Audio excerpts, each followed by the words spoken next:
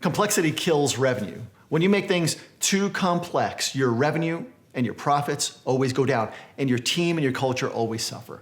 And that's what happens to most businesses because they read a ton of books or they listen to people who are getting paid for ideas instead of being willing to share experience, and that kills it. Having too many ideas is literally hell to real business people. I mean, you and I probably both know that. When a successful person wants to grow something in any area of their life, they learn from the experiences of others who have already achieved what they want to achieve multiple times over.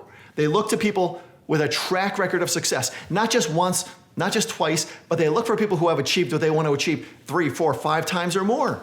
If you're looking for someone to help guide you to have a great marriage, for example, then you don't want to take advice from somebody who's been married for 1 or 2 years, right? You want advice from someone who's been married 20 or 30 years and has grown together and fallen deeper and deeper in love as the years went on.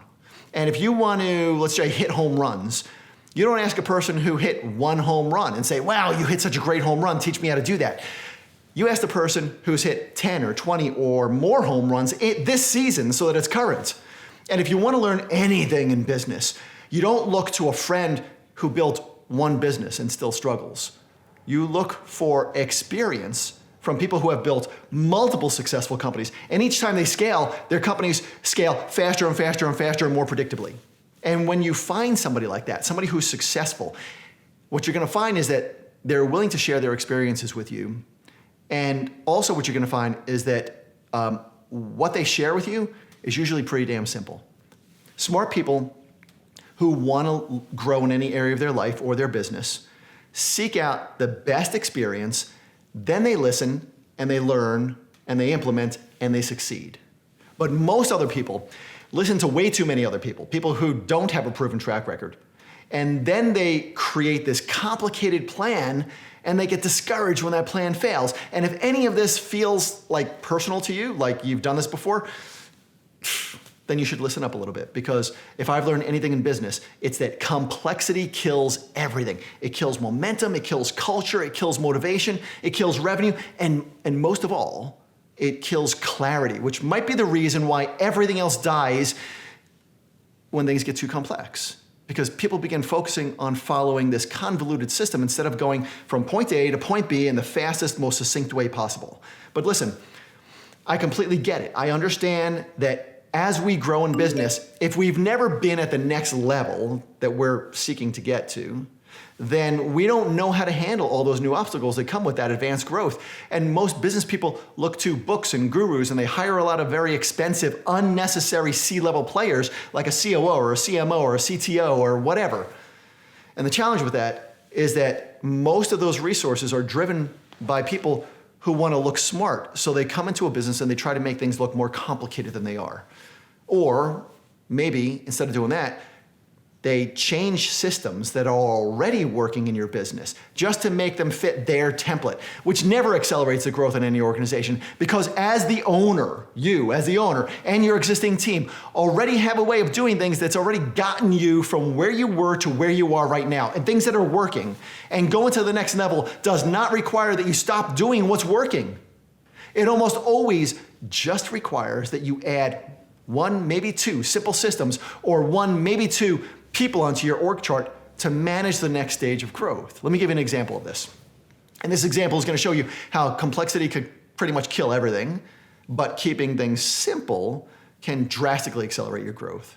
Let's say that you're currently bringing in, $2 million, and you've been stuck there for years, but your goal is to get to $5 or $10 or $12 million over the next 12 to 24 months. So you start reading a book that tells you, you know what? You should start running very, very structured meetings with your team and holding them accountable to specific metrics.